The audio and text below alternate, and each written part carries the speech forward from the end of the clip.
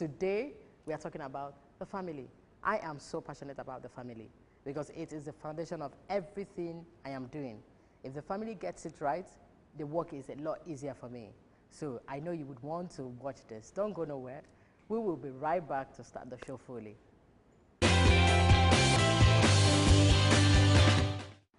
Welcome back. This is Teens Time. Today we are talking about how we parents can discover our children's talent and then harness it. Today I have with me in the studio fantastic parents who are doing just that. Help me welcome Mr. and Mrs. James, and their kids are here. You're welcome, sir. Thank you very much, ma'am. Thank you, ma, for being here. Okay, I'm curious. I really want to get to know all about your family. You have 3 kids and they're all here. Yeah. Okay. I know your kids are super talented. Ooh, thanks. And they started writing. Your first daughter, Sharon, who is here with me, she started writing at the age of what? 5 plus. 5 plus, okay. Yeah. And this is her book? Yeah, Freedom. Okay, Freedom. And then your second daughter is Oloma. Oloma started writing at the age of what? Almost the same time that the publicity of the Senior Sisters Own was on, she started writing. Wow. But I had this little challenge. I didn't want it to be as if I was like pushing her. Both of them, so okay. I just decided to cool down on it. Okay. But her book eventually came out on her 10th birthday. Okay, Yeah. okay. And you didn't feel bad? Okay. No, okay. she did though, honestly, she did. At the point I discovered that she was like withdrawing herself. Yeah. And that was actually why I was trying to push her more. When I discovered she was withdrawing herself, I felt, hey, if I don't do something on time, it's going to affect her psyche. Yes, so yes. I kind of encouraged her to get the book out. So tell me, how did you get to know, you saw your daughter writing. At what age did you discover that? Let me start by saying I had a special love of my first child. Let me put it that way. Even before she was born. I hope they're not going to feel bad. No, seriously. No, even before she was born, I fell in love with the child. And I was like, whether male or female, is going to be a favorite. Yeah, it's natural. Yeah, it's natural. But don't take it out of board. No. Issues of favoritism. So, for example, I gave her the name Ebube, even before I discovered the sex. So I was like, male, female is going to be Ebube. Now, eventually, when she started growing up, I'm a writer. Oh, okay. I do a whole lot of writing. Oh, it runs in the blood. Yeah, it runs in the blood, so to say. I remember that particular night, I was working late. I was working on a book, and it was around 11, 12, and I kept screaming at her, go to bed. And she said, no, Dad, I'm writing. Now, initially, when she said I'm writing, it didn't really make sense to me. I was like, she's just disturbing me. Then, I don't know if I have time, let me tell you the story. Yeah. I had a challenge growing up. I remember the first time, when I finished secondary school, and I told my dad that I did a book. My first book was when I finished secondary school. I wanted to see the Minister of Health then, Olukoyera Somkuti. And I told my dad, I said, Dad, I want to go and see Professor Olukoyera Somkuti. And my dad was like... What kind of boldness is that? He didn't believe it. He was like, what are you talking about? Besides, I schooled in the East, in Abia. I just came into Lagos. I was just about 3 weeks old in Lagos. I knew practically nowhere. And my dad laughed and he left for work. Honestly, I dressed up. I didn't know what Belende was, but I just came out, took a Molue bus, and I found myself at Federal Secretariat Ikoyi. And I made my way to the minister's office. Okay. Now, I wasn't fortunate. I didn't see him that same day. In fact, it took me, I went to the ministry 33 times. Wow. 33 times, covering a period of 3 months before I could meet with the minister. Wow. But when I met with the minister, I felt that was it.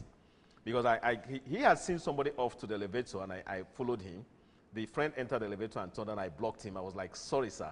I've been coming here, and this is my 33rd time to see you. Wow. He was like, what is it? What do you want? I said, I wrote a book. Then he sized me up. And he said, you wrote a book? I said, yes, I did. I wrote a book on cigarette smoke. And I told him, I said, sir, I know you used to smoke before you became a minister. He didn't know what to do with me. He just said, okay. Then he placed his hand on my shoulder, and he took me down to his office. Wow. Now, when my daughter told me at 5 plus that she was writing a book, like I said, initially I wanted to laugh, but I just remembered the incident between me and my dad, and I said to myself, I said, no, I'm not going to repeat that. Yeah. So I said, okay, write your book. I'm going to publish it. And she stayed awake with me that night until, in fact, because of her, I had to go to bed because I discovered that if I wasn't going to go to bed, she would sleep. Still be awake. So I stayed awake. By morning, I saw she did the half-page story from part of the stories, because I used to tell her bedtime story. I saw the half-page thing she did, and I picked it. Wow. I gave it to my wife. I said, Madam, your daughter have just written a book. Wow. And she started laughing. I said, no, it's not a laughing matter. This is a real book.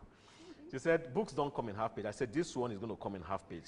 What we're going to do is, I want you to go through, because I told her, I said, I'm a media person.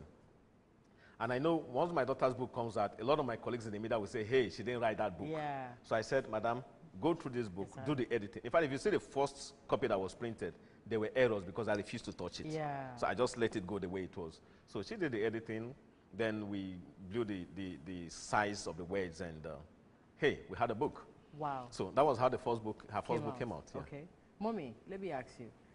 When Daddy said she wrote a book, what was, the first thing that came to your mind? When he told me she wrote a book, and I saw her page. You say, what? What kind of joke is this? I asked him, I said, is this how you write yours?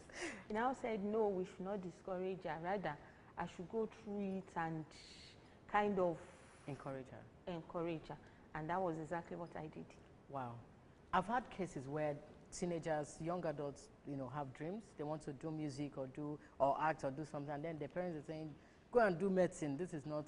What's your advice? I know this is supposed to come towards the end, but I want you to, I don't know, how were you able to, I know you had a case like that, but what will you tell parents who, they want their children to do something else, and they are like tilting towards another angle? Honestly, in situations like that, we're not helping the kids. Growing up as a young man, presently, for example, I don't watch football. I just don't like football. Now, I knew my dad used to buy me a lot of footballs, but I didn't have time to play them. I grew up with my grandmother, so each time I pick my balls, she was like, you this jobless boy, you don't have better thing to do. So I'll just drop the ball. But you see, I had so much energy growing up. And as I was growing up, I was looking for where to expand those energies. Yeah. I went into music.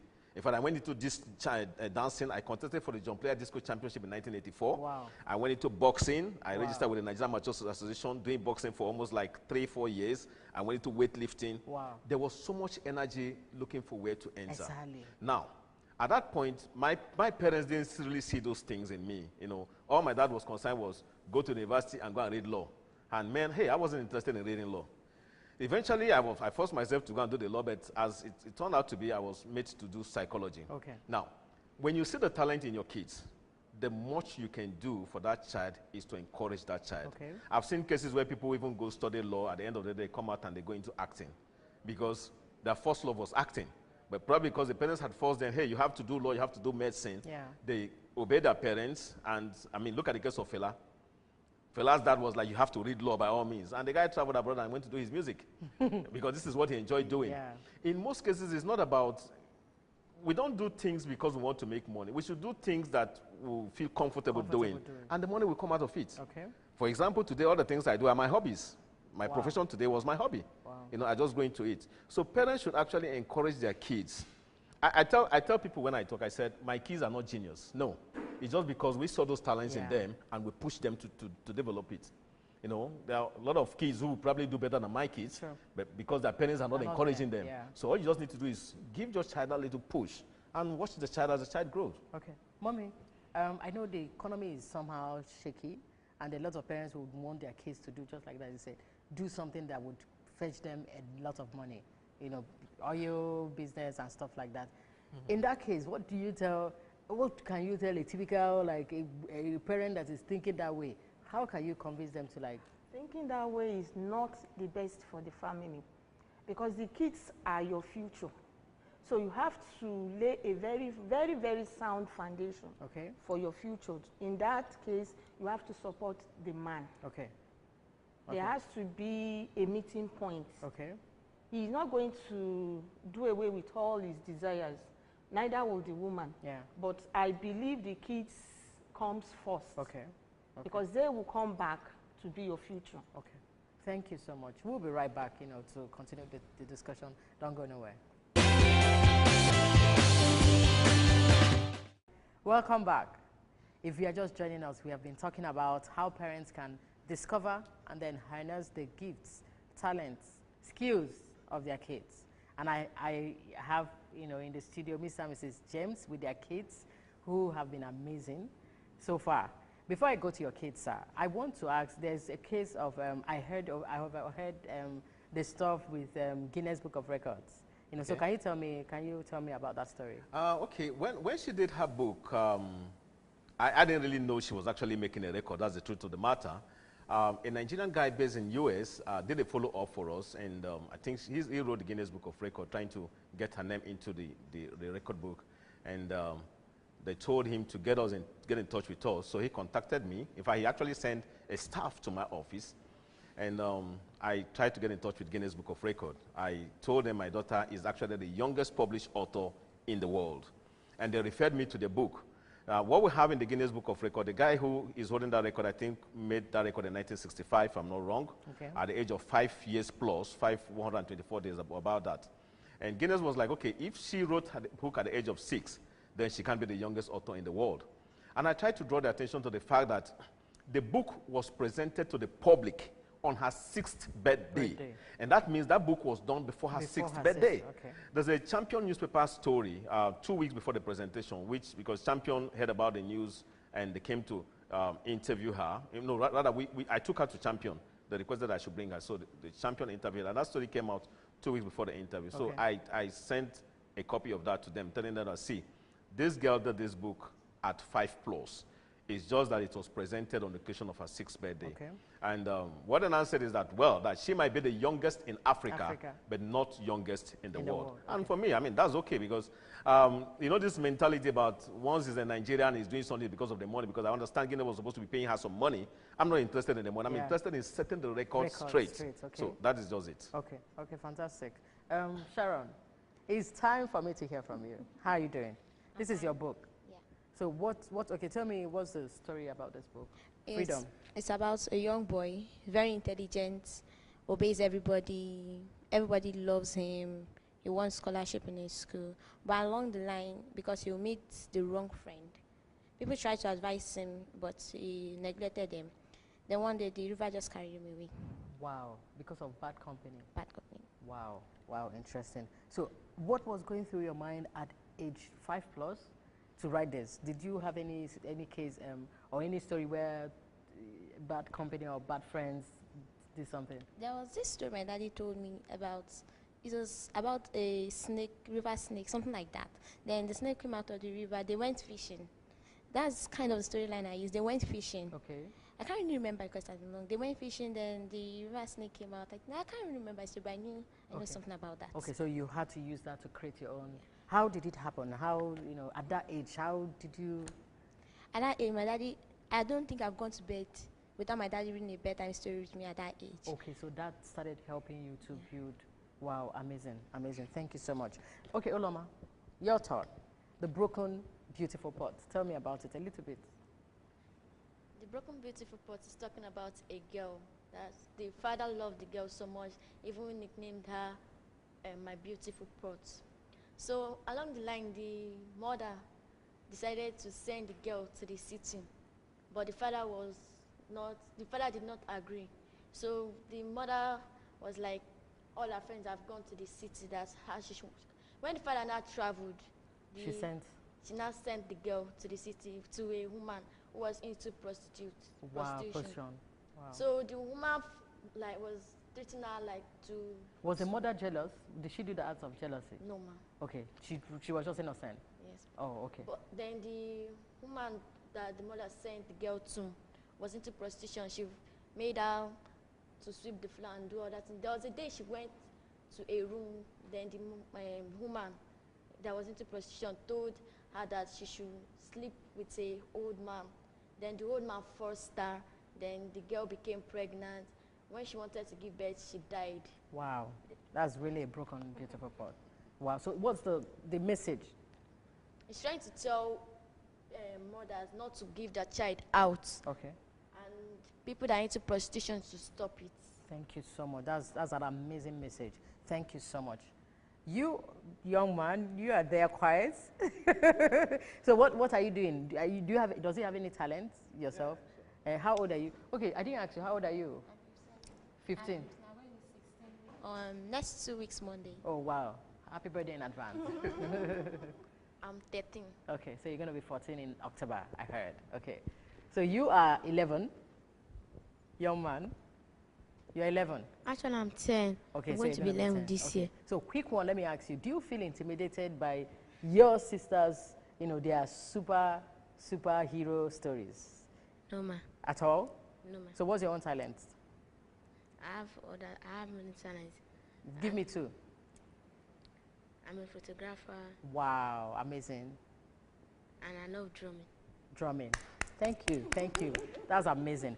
Okay, Daddy. You know, this show is about teaching parents to be able to discover their kids, and how can parents do that? Like we have very busy, the traffic and so many things. A lot of parents don't get to have time to even sit down with their kids, not to talk of finding what that child is good at. How can they do that with this busy, mad, you know, schedule and busy? Well, I don't know what advice I'm going to give based on what the economy is, but let me use my family as an example. When we got married, my wife happens to be a seamstress or a fashion designer, like they would say. I remember when we got married, I pleaded with her, and I said, Madam, close down your shop for now. And she was like, why? I said, because I'm not ready to take a maid to take care of my kids. I want you to take the house now as your office. Mommy, did you like that? Initially, I did not, but when I was pregnant with Bube's pregnancy, and you know, we were staying then at Ejigbo, and my outlet was at Ijesha, very far. So there was this day I boarded the bus going at Sele, and then it was this OPC thing.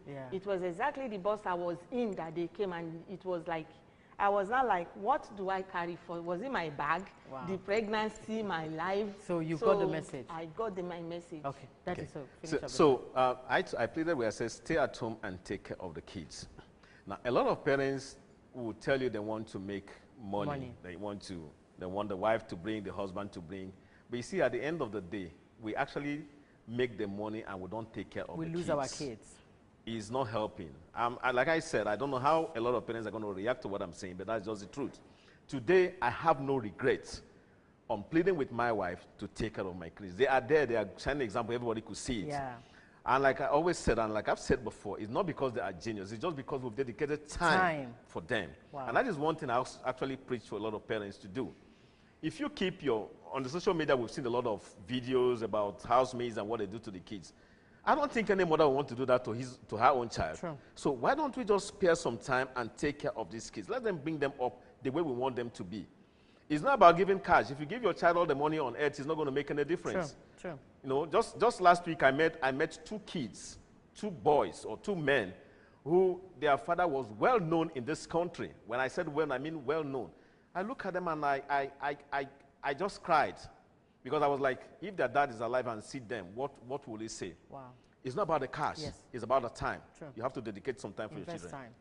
Thank you so much. Thank you. You're Before welcome. we, you know, round off the show, Sharon, I know you are doing so much. You're an ambassador. You went to Ghana to do something recently. Yeah, Kwame Nkrumah Award. Yeah, okay, you got an award. Yeah, she got a Kwame Nkrumah Award from Ghana. Wow, wow. Tell me a little bit about that. It's on the book. No, it's not on the book yet. That was just last year, 2015. She has received about 7 awards. She got one from the United States of America. She got one from Ghana. Then the other 5 is within Nigeria. Wow, amazing. And, you know, I saw you sign in, getting an autograph. You know, you were writing an autograph of Wole Soyinka, Amechi. Rotimi Amechi. That was when Rotimi Amechi was the governor of Rivers State. Wow. Okay, Oluwebube, I want you to, Oluwebube, Sharon James, Freedom. I just want you to read one paragraph from your book. I'm going to be reading from chapter 5, the last paragraph. Freedom never came back. His scholarship was given to another pupil.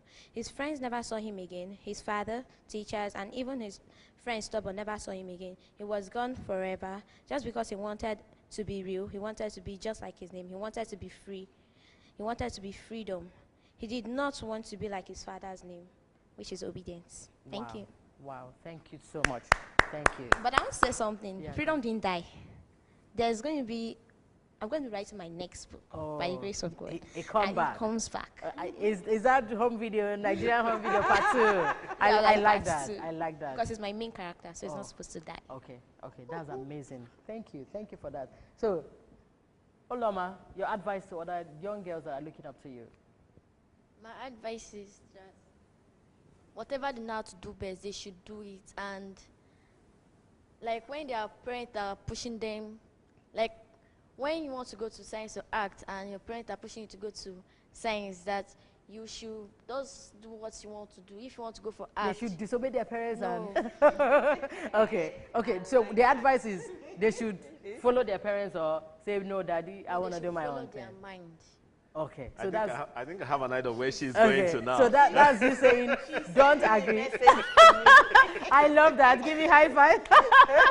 She's sending a Thank message. you so much, because I know a lot of kids are thinking the same way. Thank you. So daddy, help me. We are rounding up. Okay. Help me advise the daddies. Mommy, you're going to do the same thing too. Okay, one thing I will call on parents to do is observe your child, find out what your child is very good at doing, encourage your child, do all you can to encourage your child. It might not be very easy. Encouragement is not just about the money here. It's not about giving the child money.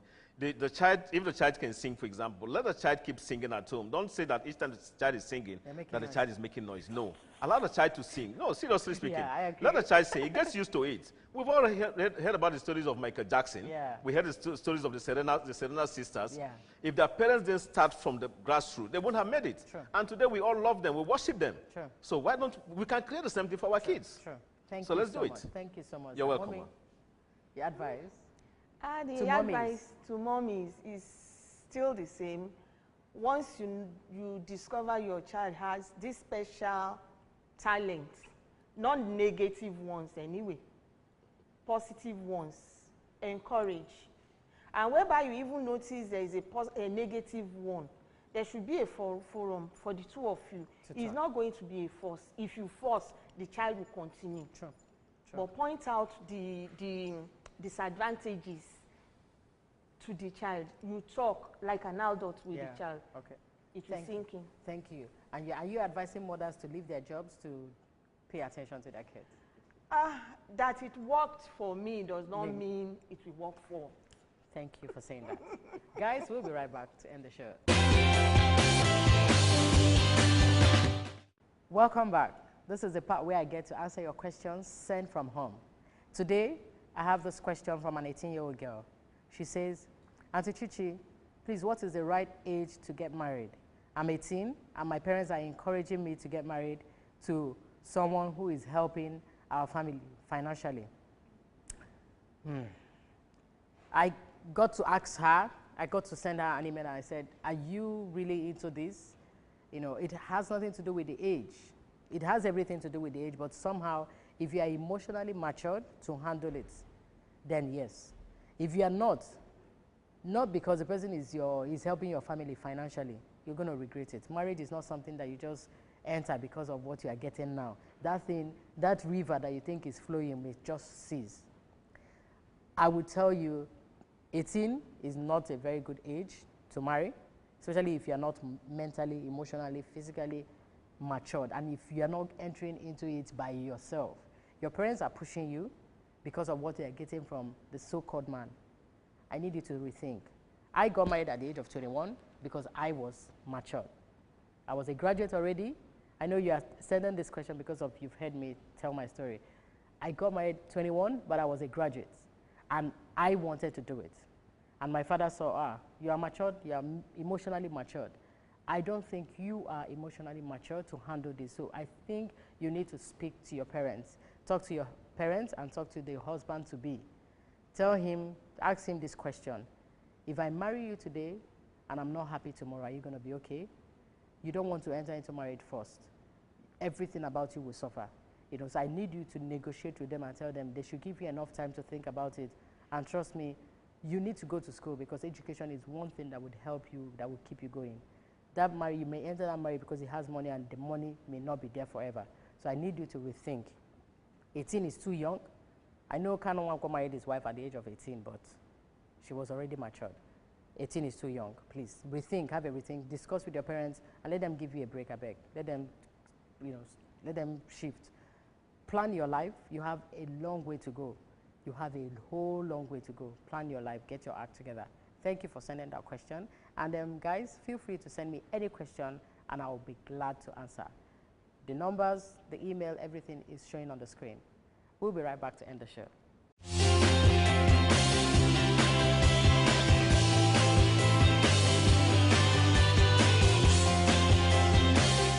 Okay, guys, thank you for sending in your questions, and feel free, if you have Any questions, look at the screen. You will see the numbers and the emails. Feel free to send me your questions, and I will be glad to answer. I'm going to end the show with one of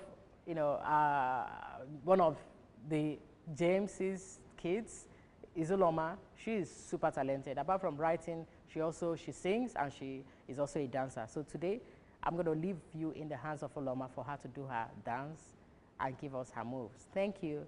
Until I come your way next time, remember my favorite quote. Life will not give you what you deserve. It's what you decide. You are not too young to make the right decisions. Start living your life today. Do the right thing. God bless you. Bye.